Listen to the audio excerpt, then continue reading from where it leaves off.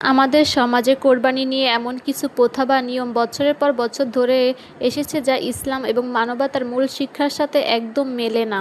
একটু গভীরভাবে খেয়াল করলে একটি বাস্তব চিত্র আমাদের চোখে ধরা পড়ে। কোরবানির দিন কোনো গরিব বা দুঃখী অসহায় মানুষ যখন একটু ভালো খাবারের আশায়, এক টুকরো মাংসের আশায় অন্যের দুয়ারে দাঁড়ায়, তাদেরকে অবহেলা করা হয়।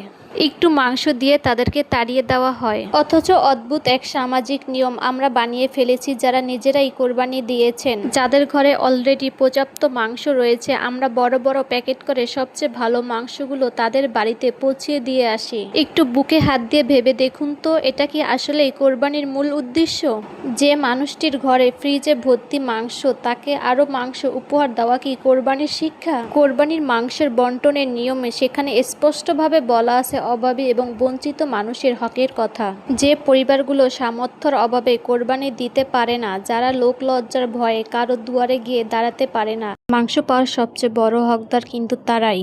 যারা কোরবানি দিতে পেরেছেন তারা তো আল্লাহর নিয়ামত পেয়েছেন, কিন্তু যারা দিতে পারেননি, এই আনন্দের দিনে তাদেরকে শামিল করাই হলো প্রাকৃতিক কোরবানি।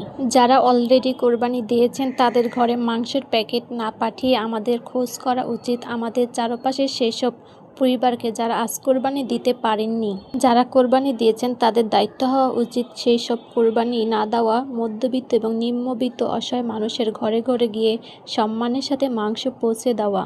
কোরবানি কোনো সামাজিক প্রতিযোগিতা নয়, এটি কোনো মাংস খাওয়ার উৎসব নয়, এটি হলো আল্লাহর সন্তুষ্টির জন্য নিজের অহংকার এবং লোক দেখানো প্রথাকে কোরবানি করা।